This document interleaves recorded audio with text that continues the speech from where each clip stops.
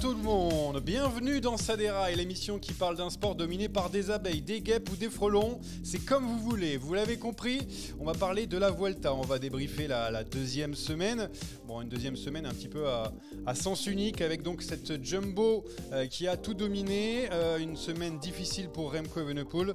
D'ailleurs, petite question, est-ce que le Belge doit continuer à viser les classements généraux des grands tours? On va se poser la question, c'est dans le sprint final. Et pour y répondre d'ailleurs, vous l'avez vu, on a eu quelques complications pour essayer de caler correctement la vidéo, mais on a tout le monde aujourd'hui, puisqu'on a déjà Jérémy Saakian qui est avec nous. Bonjour Jérémy. Oui, on a eu des complications parce qu'il fallait cadrer la casquette de Steve. Donc à chaque fois, on se rajoute des contraintes supplémentaires. Oui, c'est vrai que, bon, après, vu la qualité de l'image aujourd'hui, on verra pas grand-chose, tu vas pas gagner grand-chose par rapport au sponsor, Steve, mais c'est pas grave. Bon, Steve d'ailleurs qui est avec nous, bonjour, Steve Chenel, qui a fêté une barre importante, c'est pas un perchiste, on en parle, c'est Steve Chenel, 40 ans, Steve. Merci Johan, merci de me rappeler que je viens de passer un cap symbolique, difficile. Du moment qu'on voit pas mes crottes de nez à l'antenne, c'est le principal. Si on voit pas la casquette, non, c'est bon. Est-ce qu'on voit les crottes de nez, Jérémy? Alors, on nous dit dans le chat, il y a un certain Incola60 qui dit Saakian pourrait reculer, des enfants regardent, ils vont faire des cauchemars. Voilà donc ce qui est demandé de la part du chat, donc moi j'y peux rien. On fait ce qu'on peut. Alors Steve, qu'est-ce qu'il y a de prévu là pour les 40 ans? Il y a un barbecue prévu à Remiremont ou on fait quoi dans les Vosges? Alors, écoute, j'ai eu 40 ans la semaine dernière, donc le 6 septembre exactement, et samedi soir, j'ai eu une petite surprise de la part de ma chère et tante de Amy qui m'avait préparé un petit barbecue improvisé avec la famille, donc c'était parfait. Et non, on a passé une très très bonne soirée. Je voulais absolument pas de fête. Autant pour les 20 ans, j'en voulais une, et autant pour les 30 aussi, mais 40, j'avais pas envie. Mais T'es trop vieux. j'espère que vous avez pas entendu mon chien qui est en train Non, on n'a d'aboyer, rien parce que entendu. justement, je ne veux pas qu'on vienne me souhaiter mon anniversaire, donc je l'ai dressé pour que s'il y a quelqu'un qui s'approche, il gueule. Ah bah très bien, donc s'il y a du monde qui vient juste pour ça, tu vas avoir des complications avec les chiens. 40 ans, à la Jumbo, tu es quatrième du classement général, on est d'accord là pour cette Vuelta, tu peux encore le faire vu que ça a l'air facile quand on est à la Jumbo, est-ce qu'on est d'accord Steve? Écoute, en tout cas, ce qui est certain, c'est que s'ils veulent me recruter, il faut qu'ils se dépêchent, parce que parce que il me restera plus beaucoup de motivation à partir de l'année prochaine et dans 2 ans. Non, mais incroyable, ce qu'est en train de réaliser la Jumbo-Visma, que ce soit sur la Vuelta ou que ce soit encore même sur le Tour de Grande-Bretagne, parce on va beaucoup parler de cette Vuelta, mais là ils sont dans une dynamique assez folle. On connaît mon amour et mon affection pour Wout van Aert, n'en déplaise à un certain journaliste sportif présent dans cette vidéo, mais honnêtement, ce qu'a fait Wout van Aert également sur le Tour de Grande-Bretagne, c'est assez énorme. Donc non, ils sont dans une dynamique de folie, et il y en a beaucoup qui se posent des questions et c'est légitime, mais ça fait mal parce que bah voilà, moi j'ai toujours mon œil d'enfant et je me dis quand même que putain, j'aurais aimé être dans une équipe et faire un 2-3. Ouais. Alors pendant qu'on a alors voilà, on avait encore Jérémy Saakian figé. On est parti donc, on va parler de cette Vuelta. Dans cette première partie, c'est l'heure de la Jumbo Time. Allez mon petit, on en remet là, on en remet. Alors je vous fais le classement, c'est assez simple. Sepp Kuss en 1, Roglic en 2, 3e Vingegaard. C'est le classement général de la Vuelta, ce ne sont pas les numéros de dossard. Après 2 semaines de course, le triplé, on l'a un petit peu entrevu après la première semaine. On pensait que c'était possible, mais là, il existe vraiment. Est-ce que la Jumbo va tenir jusqu'au bout avec ce 1, 2, 3? On va donner la parole à Jérémy, tiens, pour commencer. Est-ce qu'elle peut faire le triplé? Est-ce qu'on y croit à la fin de cette Vuelta? La semaine dernière, je n'avais pas trop envie d'y croire. Je me disais que c'était pas rendre service à la Vuelta et au cyclisme que de faire un 2-3. Là maintenant, je commence à me demander comment on va pouvoir y échapper. Parce que j'ai l'impression que cette queue, c'est pas parti pour craquer, que Vingegaard et Roglic derrière assurent la stratégie B et C de la Jumbo et que personne n'a vraiment envie de les attaquer tant qu'ils seront en supériorité numérique. Alors il reste encore beaucoup d'étapes piégeuses, notamment celle de l'Angliru. Mais ouais, je commence à m'inquiéter un petit peu parce que moi non plus, ça me fait pas plaisir de voir une équipe outrageusement dominer un grand tour comme ça. Steve, alors ce 1, 2, 3 donc à Madrid, est-ce que ça y est, on y va tout droit? Bon, en tout cas, à moins de 7 jours de l'arrivée à Madrid, ils sont dans une super disposition pour réaliser ce triplé. C'est assez énorme. Je ne me rappelle pas, c'était quand le dernier triplé sur un grand tour. Mais attention, il y a encore pas mal d'étapes pièges. Sepp Kuss, il faut quand même rappeler que c'est son 3e grand tour d'affilée cette année. Il n'est pas à l'abri d'une défaillance, exactement la même défaillance qu'a eu Remco Evenepoel cette semaine. Vingegaard, c'est pareil, et Roglic, c'est pareil. Donc j'ai même presque envie de dire que la Vuelta n'est pas forcément gagnée pour la Jumbo-Visma. Je serais très prudent, mais clairement et factuellement, si on regarde aujourd'hui, ils sont en super posture pour y arriver, mais il y a encore 6 étapes, dont celle de l'Angliru, effectivement, mais pour moi, il y a d'autres étapes qui sont également très compliquées et plus pièges que l'Angliru. Donc, il va falloir être malin et surtout ne pas connaître de défaillance. C'est vrai que ça fait longtemps qu'on n'a pas vu une défaillance de la part d'un quad de la Jumbo, mais malgré tout, ça reste possible dans cette dernière semaine de la Vuelta. Mais on a l'impression que l'Angliru, qui reste le dernier gros morceau de cette Vuelta, il y aura aussi des difficultés bien sûr tout au long de cette semaine. Jérémy, j'ai l'impression que l'Angliru, c'est plus pour savoir qui va faire 1, 2 ou 3. On regarde même plus dans le rétroviseur parce qu'il y a quand même un petit gap. Je ne sais pas ce que tu en penses. Il faut toujours regarder le rétroviseur. Après, bon, Steve a envie de regarder cette Vuelta avec ses yeux d'enfant, je respecte ça. Moi, j'ai quand même du mal à imaginer les 3 Jumbo craquer. En fait, je ne vois pas de qui peut venir la lumière ou l'espoir. Peut-être tu vas me dire Ayuso, peut-être tu vas me dire Enric Mas, mais l'écart, il est quand même important par rapport aux 3 quand même. Même s'il n'y a pas 6-7 minutes, il y a quand même un petit gap. Que t'en aies un qui craque, c'est possible. Et ce serait tant mieux de ne pas avoir un podium 100% Jumbo. Après, l'Angliru, il y a quand même quelque chose d'intéressant dans cette ascension, c'est que tu ne peux pas vraiment établir de stratégie d'équipe. C'est que c'est tellement dur, tu vas faire un train, ça ne va pas être spécialement profitable. Le drift n'est pas suffisant pour imposer un train qui fera du mal à tout le monde.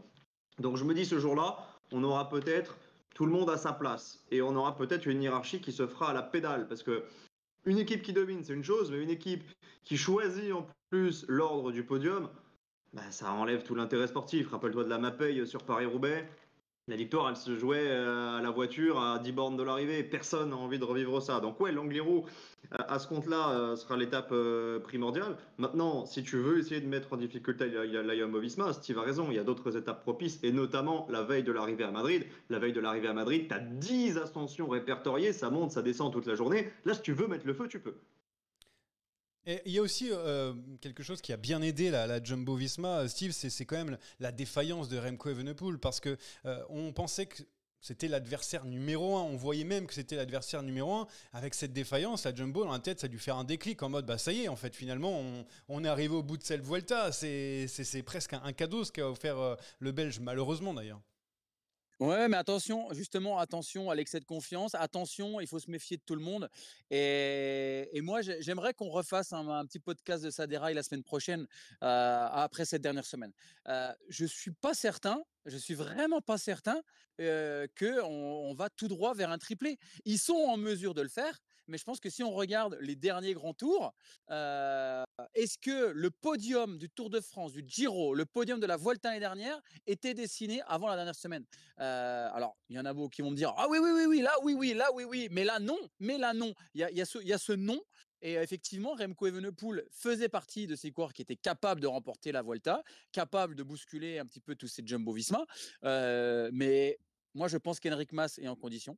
Je pense que Ayuso n'aura rien à perdre. Je pense que des coureurs comme Vlasov vont vouloir tenter des choses et ils vont peut-être privilégier le destin de ces coureurs que je viens de citer, les Ayuso et Enric Mas. Pourquoi? Parce qu'on ne va pas se méfier de Vlasov. Puis à un moment donné, ça va rouler derrière parce qu'on va vouloir sauver un top 10, etc. Il peut y avoir un bazar monumental. Et s'il y avait eu Remco Evenepoel, ça aurait peut-être été plus cadré. Aujourd'hui, il n'y aura plus rien de cadré. Je pense que cette dernière semaine risque d'être folle. Et puis, à un moment donné, je me mets de la partie Jérémy Sahakian. Pour beaucoup de coureurs, on n'a pas envie de voir ça. On a envie de les faire chier, les Jumbo-Visma. Donc, tout le monde va tenter. On m'a toujours dit dans le vélo, il ne faut pas se faire beaucoup d'ennemis, il faut essayer d'être ami avec tout le monde. Quel ami a la Jumbo-Visma sur cette dernière semaine de la Volta? Personne. Personne. Donc, attention, cette dernière semaine risque d'être assez spectaculaire, et tant mieux, mais je ne serais pas aussi catégorique à dire on file tout droit vers un triplé. Personnellement, ça ne me dérangerait pas, j'en ai rien à foutre. Les meilleurs sont devant, il n'y a aucun souci. Mais voilà, je pense qu'il va y avoir une belle dernière semaine. On verra si ça dérange et si personne plus Wout tard. avait été là, ils auraient fait un 2, 3, 4. Ah, bon, ça c'est possible, hein. Ça on sait jamais, on n'est jamais à l'abri de Wout van Aert. En tout cas, non, 2, 3, 4, ça c'est sûr, le premier on sait pas. Bah, écoute, bien sûr, hein, parce qu'elle a l'habitude de truster de VDP. ouais, les deuxièmes places. Jérémy, réponse, qu'est-ce que peuvent faire les adversaires de la Jumbo Visma donc, dans cette troisième semaine? Steve croit encore à un retournement de situation. Bah alors, c'est vrai qu'ils vont pas forcément aider la Jumbo, c'est clair, hein, on parle de la Bora, EAE, peut-être le Bahreïn avec Landa, mais qu'est-ce qu'ils peuvent faire à part tenter des petits coups, je sais pas, comme a voulu faire Yusso un petit peu et dans les précédentes étapes? Il y a un point qui me semble important. Steve dit qui sont les amis de la Jumbo-Visma. C'est vrai que sur le papier, il n'y en a pas. Maintenant, j'ai tellement vu par le passé, sur les grands tours, en troisième semaine, des équipes courir pour protéger une quatrième place, une cinquième place, une sixième place. Aujourd'hui, de 4 à 7, sont que des Espagnols. Donc s'ils sont un petit peu malins, qui s'entendent, qui discutent avant et qui se courent pas dessus, pourquoi pas essayer d'attaquer la Jumbo, les mettre en difficulté. Et encore, ils sont trois et il y a une équipe solide à leur côté, je suis pas certain que ça craque. Mais si on veut les faire craquer, c'est comme ça qu'il faut procéder. Maintenant, je me rappelle, 6 mois en arrière, le Tour de Lombardie, Henrik Mas, Mikel Landa, c'était pas l'entente folle. Donc est-ce que cette fois-ci on va se raisonner ou est-ce qu'on va se courir dessus? Moi j'ai encore un petit peu le doute. Mais si je n'espère pas un renversement et si j'y crois pas, ça sert à rien d'allumer la télé à partir de mardi. On arrête de regarder la Vuelta, on se dit de toute façon la Jumbo va gagner. Le seul suspense maintenant, c'est de savoir qui va prendre des victoires d'étape, si Evenepoel va encore en choper 2 ou 3. Voilà. Moi, j'ai pas envie de ça. J'ai envie de me dire tout est possible, une craquante de l'un, de l'autre, des stratégies offensives. Mais je me méfie quand même du contingent espagnol parce que j'ai quand même l'impression que l'entente n'est pas toujours au beau fixe et que s'il y en a un qui peut récupérer 30 secondes sur son compère et essayer de briguer la place de premier espagnol, il s'en privera pas. Je crois en Henrik Mas, parce qu'Henrik Mas, il a déjà fait 3 fois 2 et je me dis, mon coco, tu vas pas encore faire un podium sans avoir joué ton Vatou. Ça rime à quoi de faire encore une fois troisième ou deuxième? Ça rime à rien. Les autres, je sais pas. Mikel Landa, je me méfie. Mikel Landa, donc Enric Mas et Ayuso, ce sont les trois coureurs qui ont potentiellement des vues sur le podium. Steve qui a bougé de place là pour être dans un meilleur cadre. Steve, tu crois en ces trois Espagnols? Oui, j'y crois. Non, j'y crois, sincèrement. Mais après, voilà, pour être quand même un petit peu raccord avec Jérémy, c'est vrai que voilà, en ce qui concerne la tactique de course et les tentatives assez folles des coureurs espagnols, on n'a jamais vu Mikel Landa prendre des risques insensés. On n'a jamais vu Enric Mas tenter d'attaquer à 60 bornes de l'arrivée. Donc effectivement, on n'a jamais vu Ayuso, en même temps il est jeune, le gamin, se dire ouais, bah allez, de toute façon, quitte à tout perdre, autant essayer de faire sur le podium. Peut-être que du côté de la formation Emirates, un top 5, on va s'en satisfaire. Mais moi, j'y crois. J'y crois quand même. Je me dis que tout est possible. Je me dis que c'est possible de le faire. Et je pense que tous les directeurs sportifs vont avoir des messages pour inciter ces coureurs à se rapprocher des jumbo. Et surtout, espérer qu'à un moment donné, s'il y en a un qui craque, ça veut dire qu'il y aura une place à prendre sur le podium et que là, tout le monde s'entende. Alors Steve, tu peux garder la parole parce que on parle beaucoup des adversaires de la Jumbo parce qu'on pense que voilà ce triplé peut ne pas arriver. Mais bon, si jamais c'est la Jumbo qui décide sur cette Vuelta, qu'est-ce qu'ils vont faire? Qu'est-ce qu'ils vont décider? Est-ce qu'on laisse Sepkus devant, qui a une 30 d'avance, alors qu'on a un Roglic qui peut revenir au niveau de Roberto Heras sur le nombre de victoires sur la Vuelta? Est-ce qu'on laisse Jonas Vingegaard faire un magnifique doublé Vuelta Tour de France? Qu'est-ce qu'on fait si on est directeur sportif de la Jumbo-Visma? Qu'est-ce qu'on dit à ces hommes? Alors j'ai presque envie de te dire, c'est un petit peu le problème que certains ont chaque matin. Est-ce que je vais aller m'acheter une Lamborghini ou est-ce que je vais aller m'acheter une Ferrari? J'ai envie de te dire, c'est un problème de luxe. C'est un problème qui, à mon sens, il n'y a même pas de débat. Je pense même qu'on sait déjà à la Jumbo-Visma, si à Madrid, si la veille de Madrid, on est dans cette même disposition avec autant d'avance, je pense qu'on a déjà un plan établi. Tu sais, aujourd'hui, les équipes, même la Jumbo-Visma, 1 euro, c'est 1 euro. Ouais. Si Primož Roglic gagne à nouveau la Vuelta, quel est le montant de sa prime? Quel est le montant de sa revalorisation salariale? Si tel est le cas pour Jonas Vingegaard, c'est peut-être la même. Donc, à un moment donné, je pense que chez Jumbo, ce serait quand même plutôt pas mal que ce soit Sepkus qui gagne. Parce qu'à mon avis, Sepp Kuss, dans son contrat, il n'y a pas marqué que s'il gagne un grand tour, il prend 1 million ou 1,5 million. Et en plus, il a re-signé 3 ans.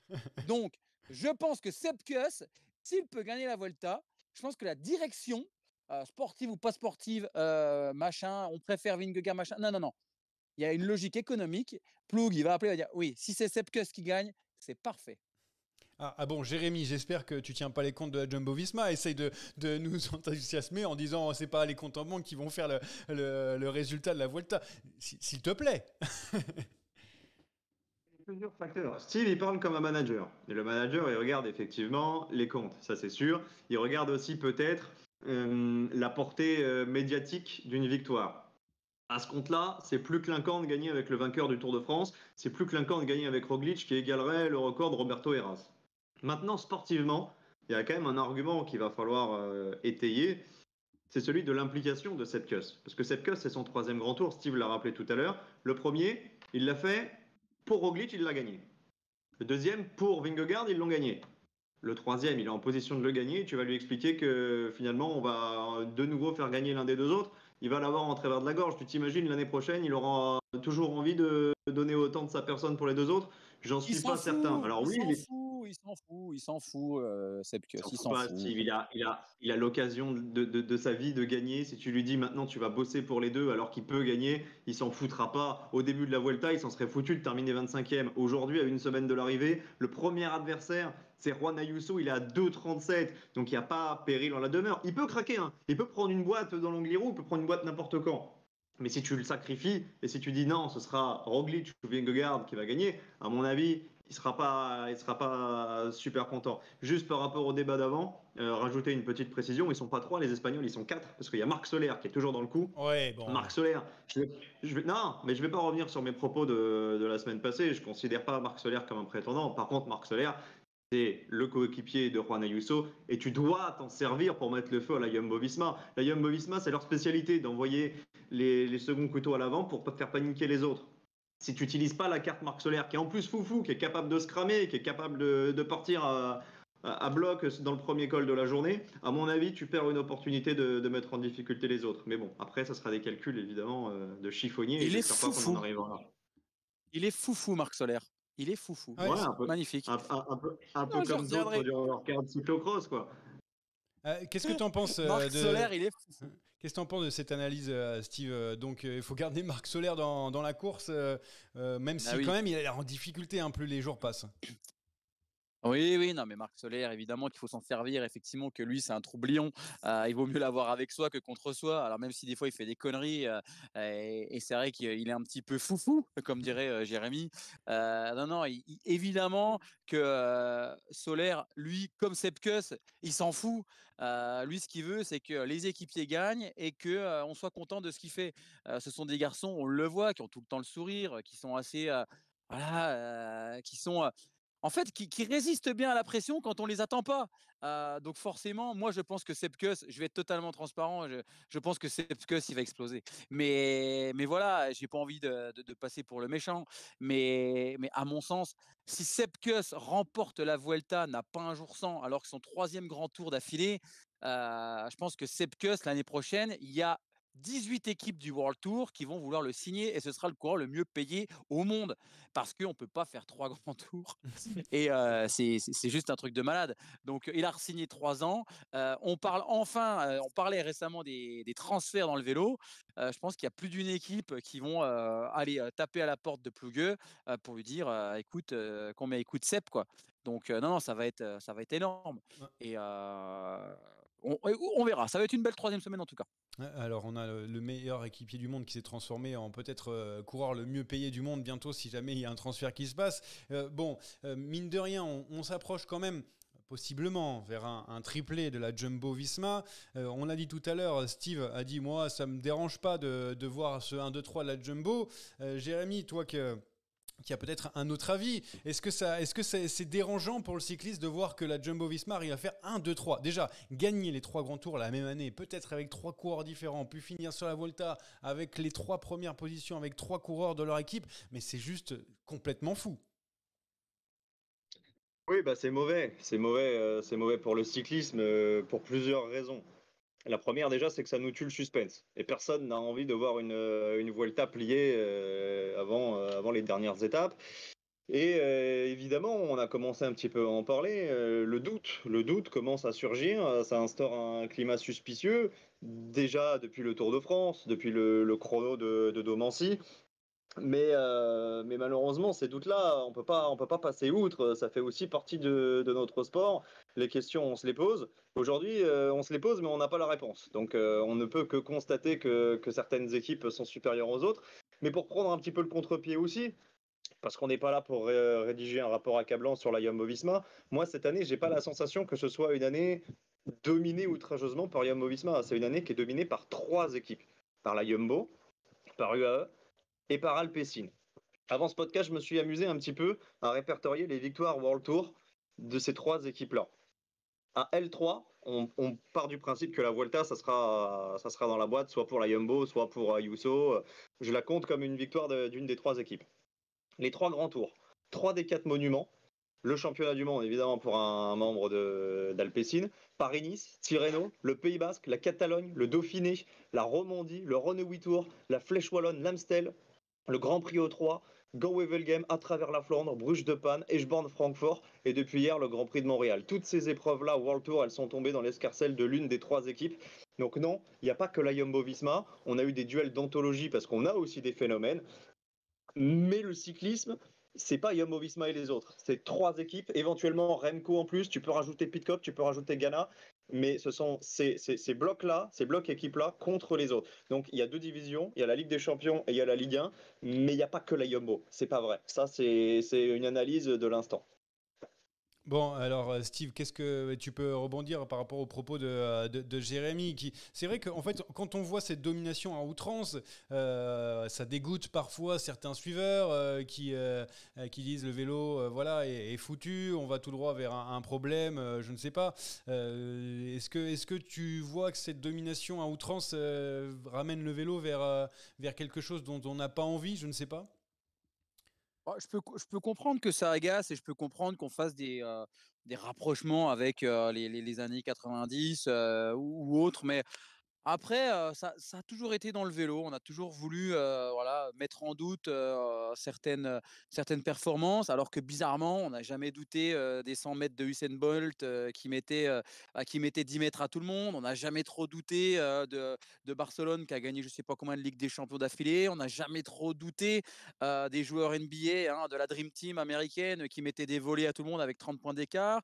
On n'a jamais douté de Michael Phelps ou de Yann Thorpe en natation qui mettait 3 longueurs à tout le monde. En fait, dans le vélo, c'est vrai que quand il y a domination à outrance, on a tendance à mettre tout de suite une petite suspicion. Ça fait partie du jeu et je trouve ça entre guillemets un petit peu concon, mais maintenant voilà, il faut apprendre à faire avec. Euh, quoi dire de plus? C'est vrai que si j'étais coureur extérieur, j'aurais envie de signer à la Jumbo-Visma. Si j'étais coureur de classique, j'aurais envie de signer chez Alpecin. Et puis si j'avais envie d'avoir un bon salaire et de courir pour un phénomène, je demanderais peut-être à signer chez Emirates et d'aller aux côtés de Tadej Pogacar. Donc je pense que le mieux placé peut-être pour en parler, ce serait peut-être de demander à Alexis Brunel comment c'était chez Emirates. Est-ce que ce qui l'a fait craquer, ce qui l'a fait arrêter le vélo, c'est pas justement ce professionnalisme à outrance qui fait peut-être qu'ils ont cette petite différence avec les autres équipes? Moi, je sais pas, je cherche des éléments de réponse, mais il est hors de question, en tout cas, j'ai jamais mis en doute quoi que ce soit, parce que j'ai déjà battu des mecs qui derrière, ça a été prouvé, étaient des dopés, des tricheurs. Et moi, je peux me regarder droit dans le nucléaire, je les ai niqués alors que j'étais à l'eau. Donc pourquoi Allez, remettre Steve. en doute? J'en sais rien. Steve, tu peux partir du principe que dans ces équipes-là, il y a des phénomènes. Tu peux considérer que Pogacar, Van Der Poel, Evenepoel, Van Aert, ils sont intrinsèquement au-dessus. Là, on a quand même la sensation, et pas que depuis cette année, que les collectifs ont tous haussé leur niveau. Je donnerai pas de nom. Il n'est pas question de pointer un tel et un tel. Mais on se les pose ces questions parce qu'on voit que chacun des transferts en direction de la Jumbo ou du AE te permettent de passer des caps. Alors oui, il y a peut-être un entraînement qui est au-dessus, il y a peut-être des gains marginaux. Sky nous avait déjà habitués à ça. Mais cet argument de j'ai déjà battu des mecs qui, ouais, possiblement, les Van Der Poel, les Van Aert, ils sont au-dessus et ils peuvent battre des coureurs qui toucheraient. Moi, j'ai pas l'intention de viser qui que ce soit. J'ai pas du tout de preuves. Je me pose des questions parce qu'il faut s'en poser. Et mes yeux d'enfant, ils ont vu beaucoup de choses. Hein, mes yeux d'enfant, ils ont commencé le vélo avec Armstrong, avec Hamilton, avec Ulrich, avec Vinokourov. Donc j'ai pas envie de nouveau d'être déçu. Mais cet argument du j'en ai battu, donc ça veut dire que potentiellement, oui, tu peux faire ce sport en étant propre, mais c'est pas pour autant que ça va accuser des gens ou ça va les blanchir. Malheureusement, on aura peut-être les réponses à nos questions dans 10 ans.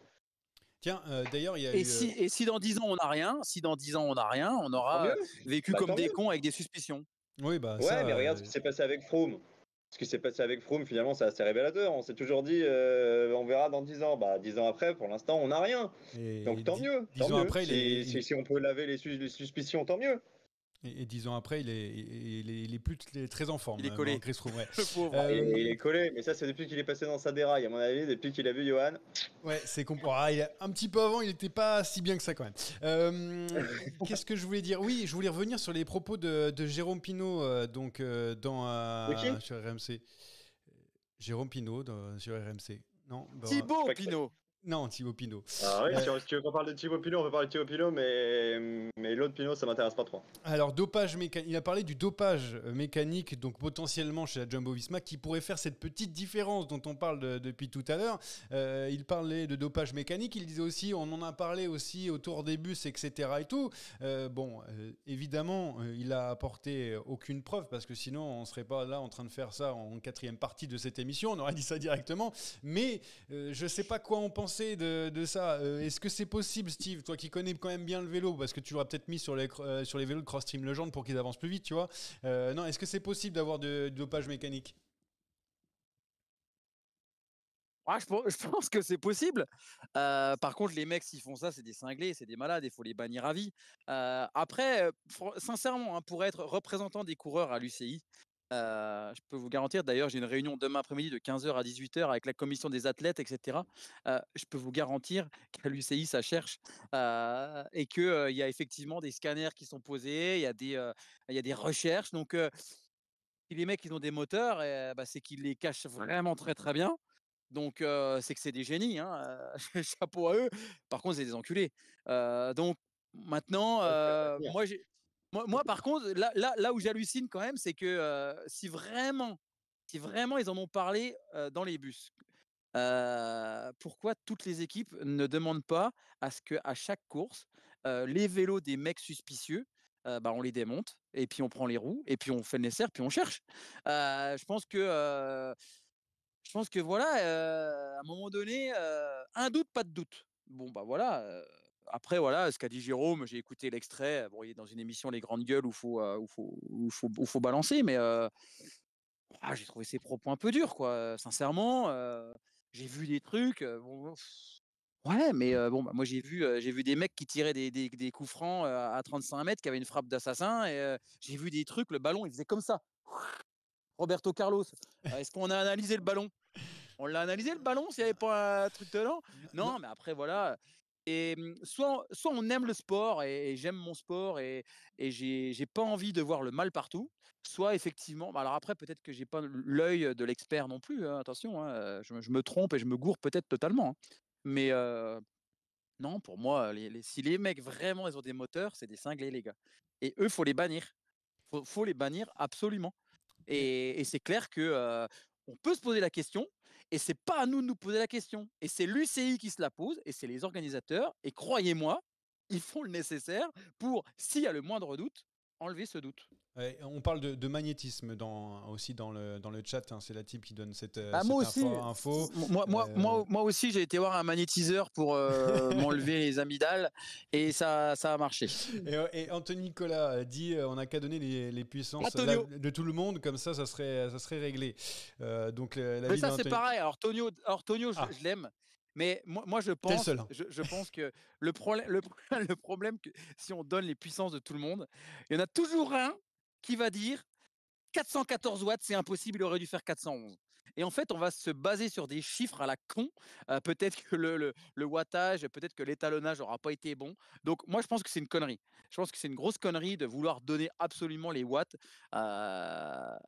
Mais après, voilà, on peut toujours trouver des solutions. La solution, c'est qu'il y a des contrôles. Les mecs se font pas choper. Donc s'ils sont pas chopés, par preuve du contraire, c'est qu'il n'y a pas de problème. Bon, Jérémy, N'est-ce pas, Jérémy? par rapport à tout ça, ce dopage mécanique Il qui pourrait être là, s'en fout, lui. Non, bah, je sais qu'il ne s'en fout pas. Il a un je m'en avis fous pas, parce que dessus. moi je suis persuadé que le dopage mécanique ça a existé, mais je suis d'accord avec toi. Aujourd'hui, il faut être vraiment con. Faut être vraiment con pour utiliser encore ça, donc ça je ne veux pas y croire. Complètement. Je sais pas à quel point les contrôles des commissaires de l'UCI sont efficaces ou pas. Mais pour avoir été récemment sur des courses World Tour, on les voit passer au bus, ils font le job, Ouais. hein, et ils le font pas en 2 secondes, hein, ils s'attardent sur les vélos. Donc ça, j'estime que aujourd'hui, on peut se prévaloir de ça. Maintenant, j'ai pas vraiment envie de rebondir sur ce sujet-là, de par la personne qui l'a introduite. Parce qu'effectivement, dans cette émission-là, j'ai quand même la sensation que le buzz passe avant la réflexion et qu'on balance des trucs en disant ça sera repris, etc. Moi, j'ai pas envie d'accabler qui que ce soit, j'ai pas envie d'accuser qui que ce soit, j'ai envie qu'on regarde la performance avec un œil objectif et se dire oh là, je sens, tout le peloton le sait. Non, le peloton il sait pas. Si le peloton il savait, il y aurait tout le monde dans la roue des Yumbo. Jusqu'à force du contraire, jusqu'à preuve du contraire, c'est pas le cas. Donc non, moi ça fait déjà 2-3 fois que Jérôme Pinault fait des sorties. La dernière fois, c'était sur le sélectionneur de l'équipe de France de basket. Bon, bah, si Jérôme Pinault était si brillant que ça, il a encore une équipe en World Tour. Donc voilà, moi, j'ai pas envie de faire des rebondissements sur des rebondissements qui n'ont pas lieu d'être. Parlons de la course, parlons effectivement des éléments qu'on a à disposition. Là, c'est un classement. Je vois un Kuss, 2 Roglic, 3 Vingegaard. Donc on se pose des questions, mais de là à les accuser et à balancer comme ça, sans preuve, des éléments sortis du contexte. Non, moi ça me plaît pas. Si tu veux faire un truc sur le dopage mécanique, tu reprends les images d'il y a 10 ans, tu t'intéresses à des situations qui ont marqué tout le monde avec des éléments tangibles. Et là, on pourra parler effectivement de ce qui s'est passé. Mais là, aujourd'hui, balancer ça comme ça, soit il a des éléments, soit il en a pas. Mais s'il a des éléments, bah, qu'il les donne. Bon, on va tourner la page du coup de cette histoire pour revenir sur la course avec donc, eh bien, on voulait parler des Français hein, juste avant de terminer cette page et de revenir sur Remco Evenepoel, sur la France qui a connu une belle première semaine, deuxième semaine un peu plus compliquée. On a Lenny Martinez qui a perdu le maillot rouge, on a évidemment Lenny Martinez qui a perdu des places au classement général, malade en plus. Bardet qui est toujours à la recherche d'une victoire battue par Remco, là aussi c'est compliqué. Romain Grégoire qu'on attendait un peu sur cette Vuelta. On le voit un petit peu moins là, ces derniers temps. En tout cas, on l'a pas vu lutter pour une grosse victoire alors qu'on attendait plus. Voilà, c'est une semaine un peu mitigée pour les Français, Steve, on va dire. Moi, je trouve que le bilan quand même des Français, il est quand même plutôt excellent. Pour la deuxième semaine Je parle pour la deuxième semaine. La deuxième semaine, ouais. C'est vrai qu'avec la victoire de Geoffrey Soupe, on a pété le compteur. Ouais. Après, pour revenir sur Lenny et sur Romain Grégoire, en fait, ils sont dans une progression logique. Le problème, c'est que, et ça, je l'ai déjà souvent dit dans beaucoup d'interventions, le problème, c'est que il y a l'élément de comparaison. Il y a l'élément de comparaison. Ça a commencé avec Bernal qui a gagné le Tour de France à 21 ans, et ça continue avec Pogacar qui a gagné son premier Tour à 20 ans, et avec Remco qui a fait 3 ans de vélo et qui casse tout. Et en fait, on attend du coup qu'on ait un Français qui soit dans cette même dimension. Mais ce sont des extraterrestres, ce sont des pépites, ce sont des êtres exceptionnels. Donc, je pense que Lenny et Romain Grégoire sont énormes. Ils sont énormissimes. Romain Grégoire qui se fait taper et qui est déçu, qui dit « Moi, je ne suis pas là pour faire un palmarès, ça ne se fait pas avec des places 2. » Putain, le gars, il a du caractère. C'est sûr et certain, il va gagner des courses dans des grands tours et il gagnera peut-être un grand tour. Lenny, pareil. Mais il faut leur laisser un petit peu de temps. Donc, ouais, cette deuxième semaine, elle est dure pour eux. En même temps, ils ont 19 ans, les gamins. On attend, et c'est vrai, on attend qu'ils fassent les 3 semaines de grand tour et qu'ils ressortent de là, Lenny top 5, Romain 3 victoires d'étape. Mais attention, ça c'est que les très très très très très très très très grands. Et des très grands, il y en a pour moi peut-être 4 aujourd'hui au monde. Et on les a sur un laps de temps de folie, quoi. Donc, non, pour moi, le bilan, il est quand même plutôt correct. Alors oui, Geoffrey, énorme. J'étais très content pour lui, c'est mérité. Mais peut-être qu'en troisième semaine, un Romain Bardet va aller chercher une belle victoire d'étape aussi. Ce sera bien pour lui, même si ça doit être dur dans la tête, hein. Il s'est quand même fait bien broyer par Remco. Ouais. Ça m'a fait mal au ça m'a fait mal au cœur. Je me dis: «Putain, le pauvre, le mec, il est en train de subir comme un cadet». C'est un truc de malade. «Non, reste dans la route, t'inquiète, je t'emmène». Et non, assez énorme. Mais bon, voilà, c'est comme je te dis, c'est des phénomènes, c'est des phénomènes. Bon, il y a Ça m'a rappelé cette image. Ça m'a rappelé un petit peu la Coupe du Monde de Dublin l'année dernière quand t'étais à un tour de Wout. Ça m'a fait mal au cœur. Il était à 2 doigts de revenir sur toi avant la fin. Et j'ai accéléré pour pas qu'il me mette un tour. Et tu as bien eu raison, comme ça on t'a vu à l'image. Alors je voulais dire aussi, parce que j'avais noté Arkea qui a jamais gagné sur les grands tours, donc ça fait 242 étapes sans grand tour. Groupama FDJ 103 étapes sans victoire aussi depuis le Giro 2022, 13e étape, mais on va passer dessus parce que pour dire qu'il y a quand même des équipes françaises qui gagnent. On regarde Cofidis, la preuve avec Errada. Et puis il y a d'autres choses que les victoires, on l'a vu avec Lenny Martinez en rouge, parce qu'on passe on attaque pas parce qu'il voulait parler du Tour de Grande-Bretagne, Steve. Non, vite la Grande-Bretagne. Attaque de Pierre Rolland encore une fois. Personne ne réagit. Ah, parce que alors personne n'a aimé. Si, bon, je l'ai mis. Personne n'a aimé le Tour de Grande-Bretagne, mais sauf Steve qui a fait. C'était le Tour de l'ennui pour tout le monde, mais toi t'as aimé. C'est super. Bah, écoute, moi j'ai trouvé ça assez énorme. Déjà les 3 victoires d'affilée de Olaf Koy, truc de malade. Wout van Aert a enfin montré à Mathieu Van Der Poel qu'il pouvait aussi être l'un des meilleurs poissons pilotes au monde. Et puis sa victoire, le chef-d'œuvre tactique. Bon, j'en ai discuté avant-hier sur le vélo. On se pose des questions sur plein de trucs, mais là, moi, là je suis les mecs qui lancent le sprint derrière, mais ils ont dû halluciner. Ils n'ont pas repris un centimètre à Van Aert. Donc non, on est sur des trucs de fou. Énorme ce Tour de Grande-Bretagne. On va faire une émission sur les performances de ses potes. Moi, Johan, on peut parler de tes dernières sorties sur Strava. Hein. Ce compte-là, si tu veux, chacun raconte un petit peu sa vie. C'était nul. Franchement, ce Tour de Grande-Bretagne, il a été dessiné avec les pieds. Il faut quand même dire ce qu'il en est. Et c'est pas pour rien d'ailleurs que Rosberg a décidé de ne pas le commenter et de le laisser en veille. Oh. Maintenant, si on veut être. Jaloux. On devait le faire tous les deux. Alors. J'étais prévu dessus, donc ça m'a pas arrangé. Mais non, franchement, c'était quand même pas terrible. On a vu des tours de Grande-Bretagne quand même de meilleure qualité. Je me rappelle notamment d'arriver un petit peu punchy où tu avais eu des sprints au cordeau à la Philippe. C'est le Yorkshire. Ça, c'est le Tour du Yorkshire, bonhomme. T'es sûr de ça? Non, il y a eu un Tour de Grande-Bretagne comme ça. Yorkshire. Je crois qu'il y en a eu comme ça avec Hayter. Il n'y avait pas Hayter Van Aert à la Philippe à un moment. Je vais vérifier. Bref, c'était énorme. Non, c'était pas énorme. Par contre, c'est vrai que ce qu'a fait la Jumbo, c'est quand même fort. Là, il n'est pas question de questions ou quoi que ce soit. Ils ont écrasé tout le monde à la régulière. Wout a été très très bon, ça il faut le dire. Et Olaf Koy, c'est pas 3 victoires, c'est 4 de suite. Hein. C'est 4 de suite. Donc bon, voilà. J'avais oublié la première, c'est vrai. Ouais, il y avait quand même une adversité correcte. Hein. Je veux dire, c'était pas non plus de la N1 en face. Hein. Donc voilà, il y avait pas les meilleurs sprinteurs du monde, certes, mais il fallait quand même aller chercher les Van Poppel et compagnie. Donc chapeau à eux. Ils étaient sur le Grand Prix de Fourmies, hein, les sprinters. Hein. On a vu Tim Merlier remporter ce Grand Prix de Fourmies. On a eu aussi des courses au Canada avec donc le Grand Prix du Québec et Montréal, avec le dernier remporté par Adam Yates devant le Français Pavel Sivakov et un excellent Madouas. Grande-Bretagne 2021, les sprints Wout à la Philippe. Ah, bon, voilà, c'est précisé. Je voulais noter aussi donc le trailer, la bande-annonce pour le doc sur Jan Ullrich qui est sorti, donc doc qui sortira début décembre. On voit déjà quelques prémices de ce documentaire où il parle de drogue et d'alcool. On va le regarder au mois de décembre, ça va être intéressant. Ah, je regarde que sur le Tour de France. Il est très bien narré. Ah oui, c'est vrai qu'il est vraiment excellent sur Netflix. Hein. T'as pas eu de... Ils sont bons les mecs là-dedans. Et puis on a le CIMAC Ladies Tour, donc avec les victoires de Kopecky devant sa coéquipière Lorena Wiebes. Autant vous dire que ça fait 60 victoires, c'est ce que tu as noté, Jérémy. J'allais dire 212, mais bon, on est pas loin, quoi. Ouais, 60 victoires. En fait, on le répète toutes les semaines, donc maintenant on va plus vraiment s'intéresser aux chiffres. On a bien compris que ce serait une saison record pour SD Works. Non, par contre, il faut quand même saluer la sortie d'une grande dame, d'Annemiek van Vleuten, qui restera à jamais dans l'histoire la première vainqueur du Tour, qui a gagné les 3 grands tours, qui a été championne olympique, qui a été championne du monde sur route et en chrono. Donc voilà, c'était quand même la grosse info du week-end en plus de la Vuelta. Et puis, dernière info à vous donner aussi, c'est Paul Pogba, donc le coureur.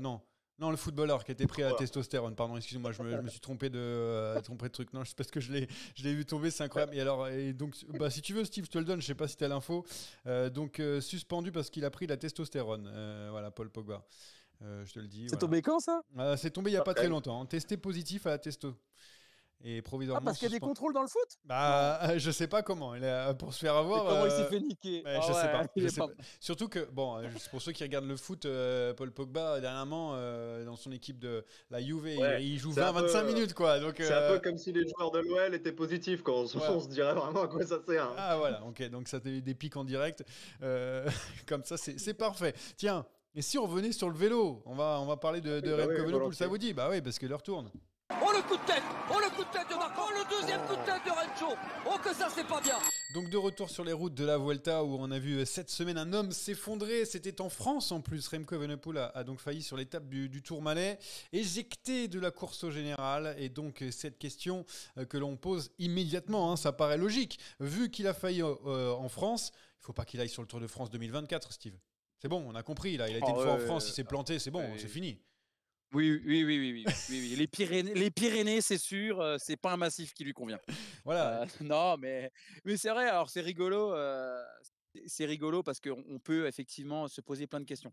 Moi, je pense quand même que Remco Evenepoel a vraiment connu le vrai jour sans. Enfin. Maintenant, quand je vois la réaction qu'il a eu le lendemain, c'est surtout ça, moi, qui me fait réagir.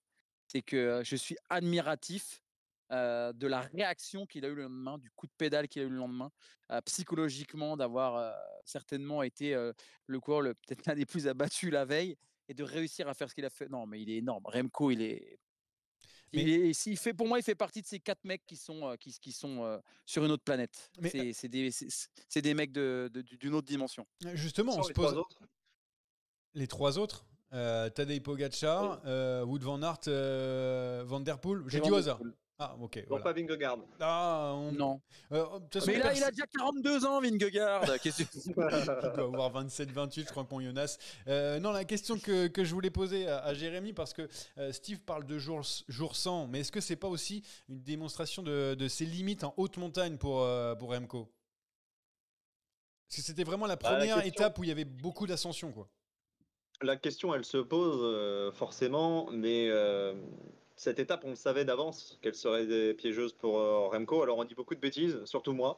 Mais la semaine dernière, j'avais quand même pointé cette étape comme la plus dangereuse de la Vuelta pour lui, parce que enchaînement de grandes difficultés avec des couleurs catégories, parce que la Jumbo-Visma avait l'intention d'attaquer cette journée en mettant partout. Bon, ils finissent en faisant 1, 2, 3 et sans avoir donné l'impression de vraiment forcer. Donc ouais, la question, elle peut se poser. Maintenant, il y a quand même une chose qui m'interpelle un petit peu, c'est que Remco Evenepoel, on a voulu y croire, on a voulu en faire l'un des favoris de cette Vuelta, alors que lui, d'emblée, nous avait dit « J'ai longtemps hésité à venir, ma prépa, elle a été perturbée, il se dit même qu'il avait davantage préparé le chrono pour être champion du monde à Glasgow que cette Vuelta-là. Et au final, Steve a dit c'est son premier vrai jour sans.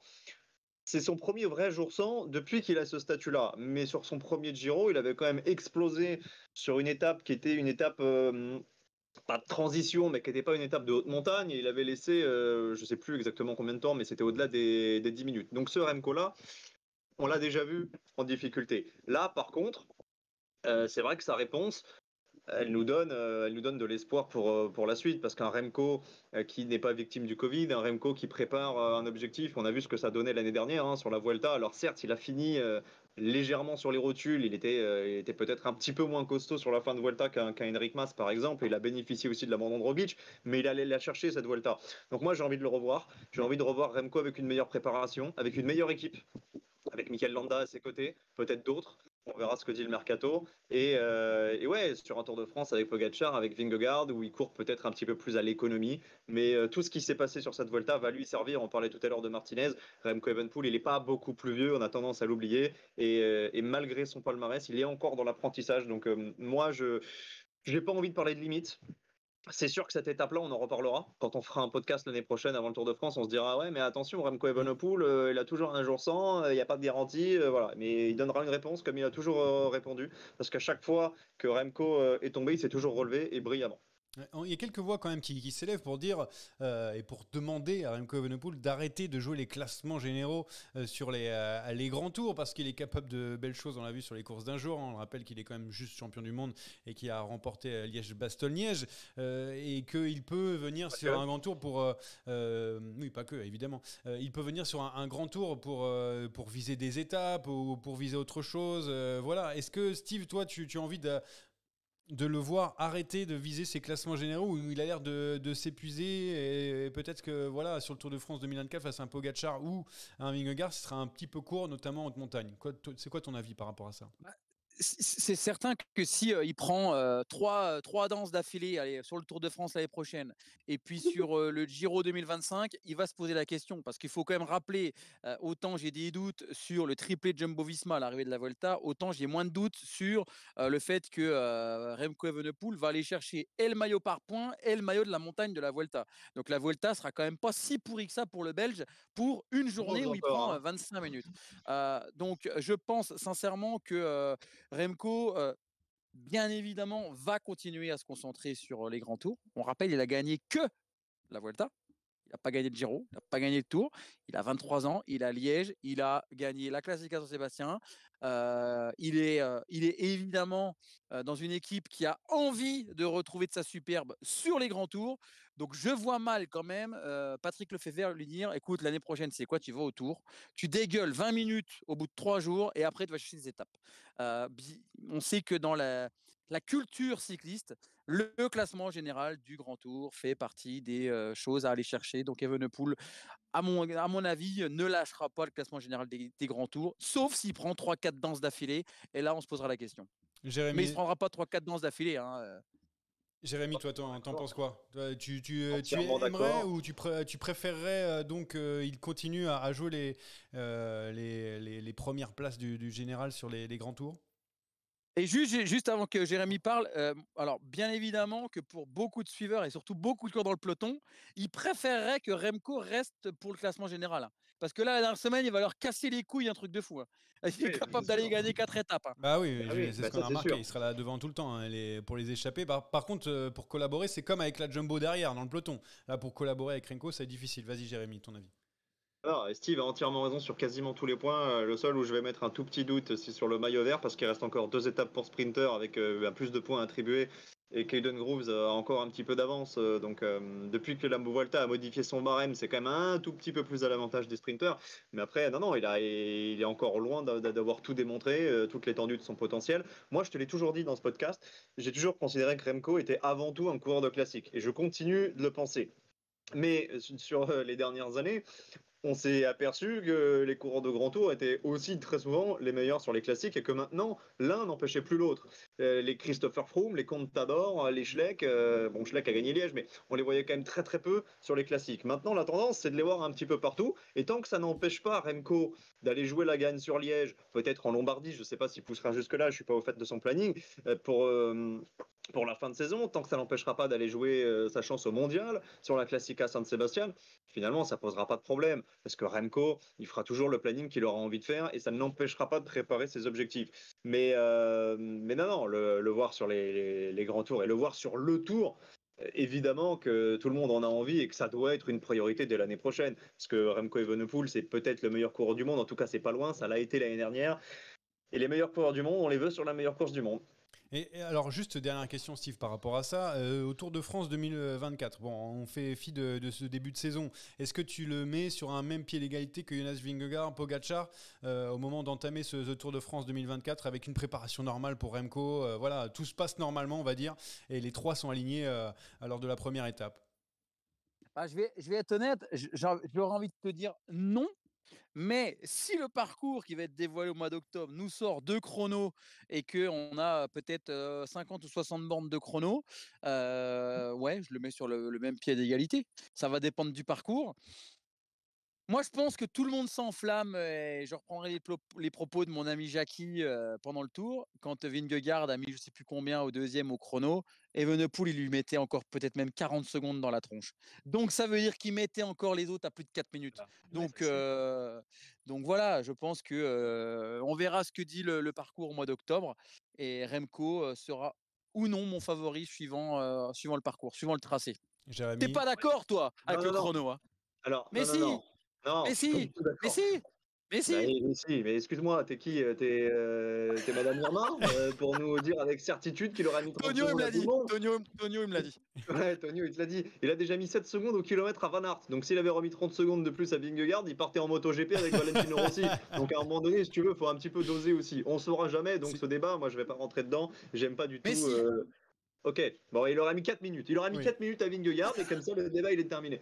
Non, là où tu as raison, c'est qu'effectivement, s'il y a du chrono, ça va être à son avantage et qu'on connaît Christian Prudhomme. On sait que Christian Prudhomme, il a envie d'attirer Remco Evenepoel. Donc forcément, ça va trotter et ça ne m'étonnerait pas qu'on ait le retour d'un gros chrono l'année prochaine.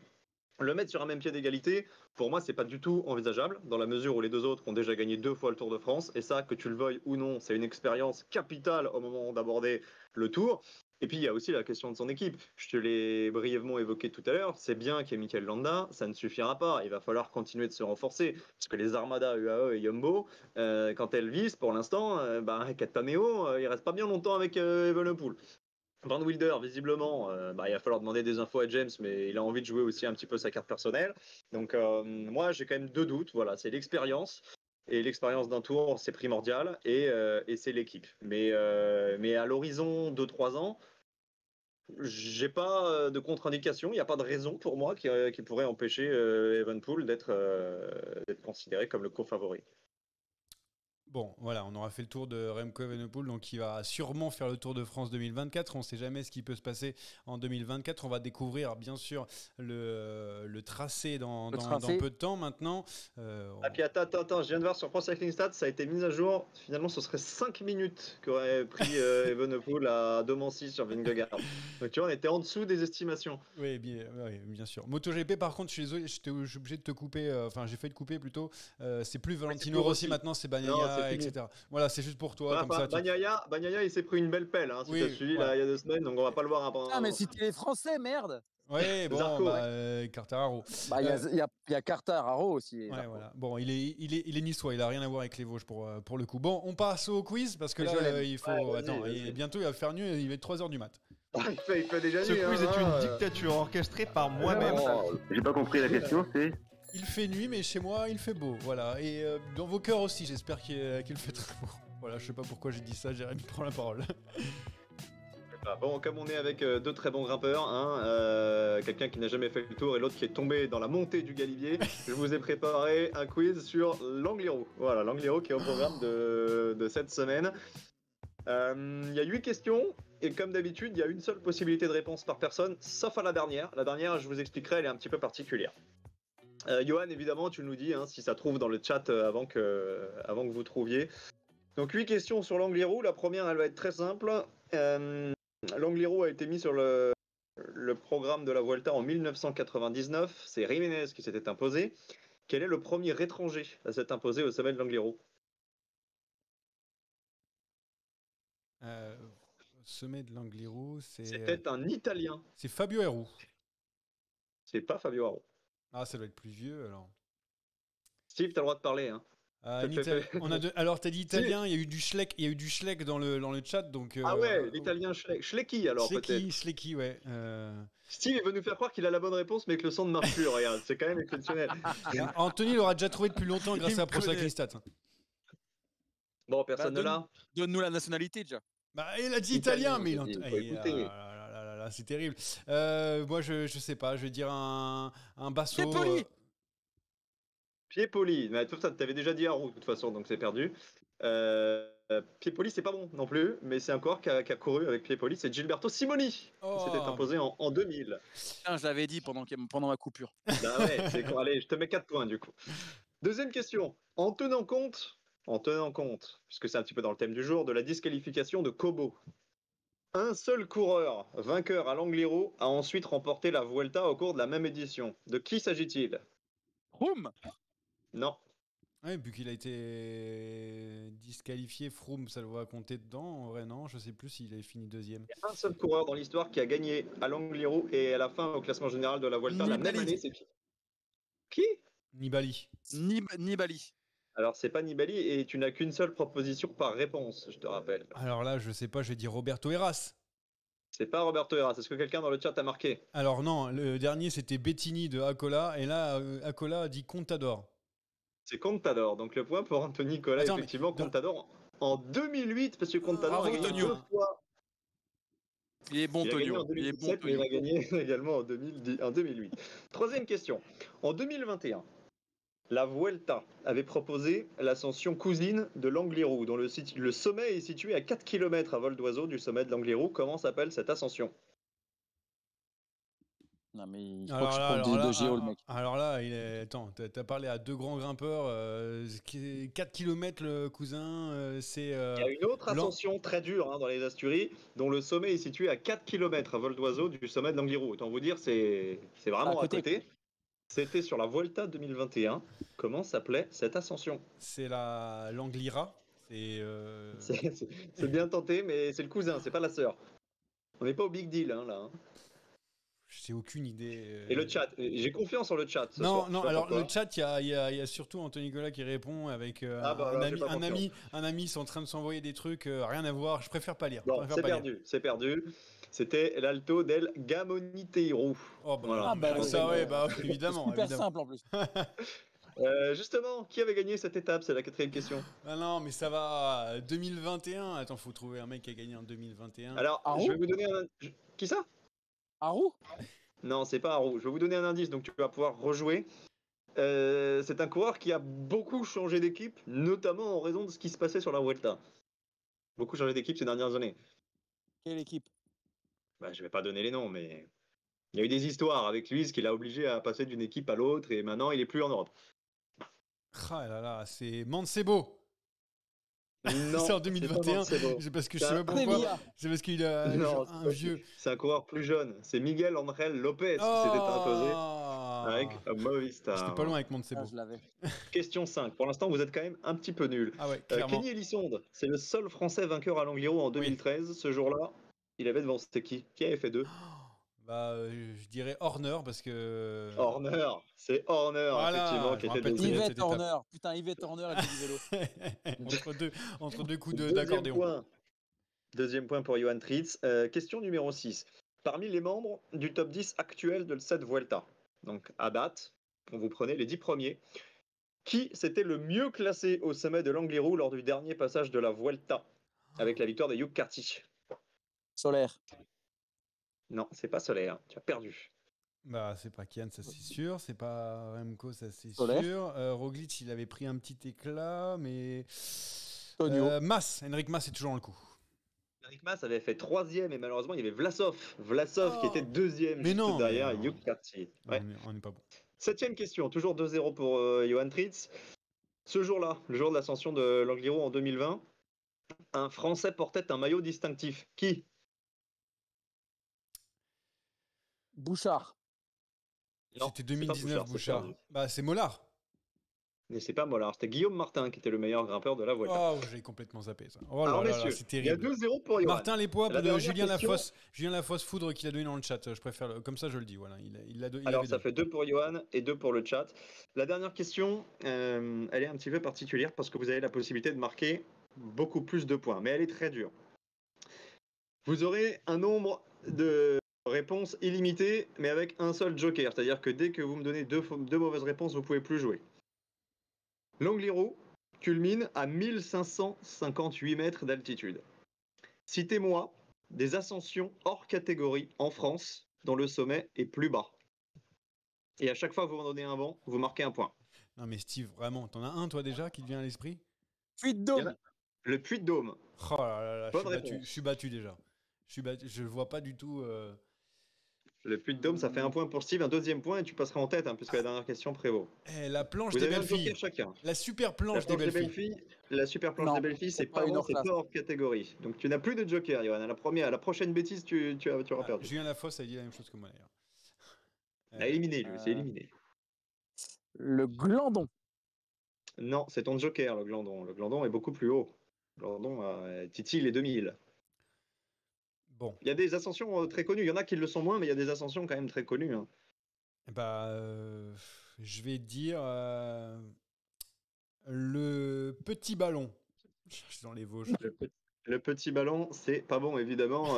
C'est pas hors catégorie. Donc c'est terminé pour Johan. Je connais que l'école des Vosges, moi. Si tu as la balle de match, hein. Si tu nous trouves une ascension hors catégorie à moins de 1558 mètres, tu gagnes le quiz. Non, mais c'est... Isola 2000. Isola 2000. C'est dans le nom. Ah, mais alors là... Isola 1500. Isola 1500. Attends, c'est bon ou pas? C'est bon ou pas, Isola 1500? Moi, j'accorde. Moi, personnellement, je suis beau joueur. Isola 1500, j'accorde. On me dit dans le chat, je peux donner, tiens, en entendant, on me dit le Ventoux, on me dit l'Alpe d'Huez. Le Ventoux, ouais. Non, mais n'importe quoi. 2000. Tout ça, c'est au-dessus. Ouais, tout ça, c'est au-dessus. L'Alpe Ventoux, c'est d'Huez. 1900 et quelques. Non, pas du tout. Bon, Steve, je te laisse encore 5 secondes pour trouver. La montée Lorange à la Berre. Non, Nantes, c'est pas hors catégorie. Il y avait Otakam, il y avait le plateau des Glières, il y avait le Grand Colombier, il y avait le Mont du Chat, il y avait le Soulor, il y avait le col de Soudet, il y avait le col de la Biche et la Ruchère. La Ruchère, elle n'est pas très connue, mais c'est le col le plus bas parmi les cols hors catégorie de l'histoire du Tour. Donc le quiz est remporté par Johan. Bravo. Merci beaucoup. La Ruchère, on en a parlé beaucoup de ruches aujourd'hui. Tiens, ça veut dire quelque chose. Alors, on va finir très rapidement. C'est même pas vrai. Je veux juste savoir qui est pour vous va remporter la Vuelta 2023 maintenant que le classement est bien fait. Alors, je donne juste les favoris chez les bookmakers. On le rappelle, on est sponsorisé par TheBet. Si vous voulez, vous mettez le code Sadera et vous avez plein de thunes. Je vous expliquerai ça en commentaire en dessous. En attendant, Sepkus 1,42, Jonas Vingegaard 4,25, Primoz Roglic 6,25 et après c'est Ayuso qui passe à 35. Après, je peux vous donner les autres derrière, mais bon. On se rend compte quand même qu'on commence l'émission avec un mec qui a une casquette Unibet et on l'a fini en faisant les paris TheBet. Aïe. Tu pourras couper ça lorsque tu montreras ça à Unibet. Moi, si tu me demandes qui va gagner la Vuelta, maintenant, je t'aurais pas dit ça la semaine dernière, mais maintenant je suis obligé de te dire Kuss. Hein. Je ne comprends pas comment c'est possible, mais je te dis Kuss. Donc 1,42 donc pour Kuss. Donc Vingegaard est mieux placé que Primoz Roglic chez les bookmakers. Donc tu dis Roglic toi Steve alors. Roglic, c'est celui qui a le plus d'expérience, en tout cas sur cette Vuelta, enfin sur la Vuelta, puisqu'il l'a déjà gagné. Donc voilà, pour moi, l'expérience va parler. Roglic a eu une préparation bien meilleure que celle de Vingegaard aussi. Donc Roglic. Je suis d'accord avec toi. Et surtout, tu peux nous rappeler le nombre de paris gagnants que tu as placé chaque fois que tu as fait des stories cette année? Chez les prédicteurs? La bulle. Il n'a pas rempli un seul, donc je ne voulais pas Roglic. Et sinon, si vous voulez savoir, je vous donne des petits trucs. Par exemple, Remco Evenepoel est mieux classé que Vlasov ou Joao Almeida pour la victoire finale, 400. Pour gagner la Vuelta? Pour gagner la Vuelta, oui, clairement. Donnez-moi l'adresse de vos dealers, les gars, hein, parce que... je sais pas, on sait jamais, 16 minutes, hein, c'est facile à remonter pour un coureur de ce talent. On rappelle... Pour terminer, que Acola n'a pas encore passé la barre des 60 points, c'est ça, des 50 points sur la route. Il a 49 points, Anthony Nicolas, sur la fantasy. 50 points avec son équipe de crack, avec Geraint Thomas en leader du général. Voilà, donc s'il fallait Tonio, il est fair play, il laisse faire. Non, mais par contre, tu peux rappeler qui est leader, hein, si le public n'a pas accès. Non, mais ils n'ont pas accès et ils n'auront pas accès jusqu'au bout. Je dirais pas qui est leader. Allez, merci messieurs d'avoir été là donc en pleine nuit pour aller parler de la Vuelta. Merci Steve, merci à Jérémy. À très bientôt, j'espère. On va regarder cette semaine et puis on se retrouvera la semaine prochaine. Ciao.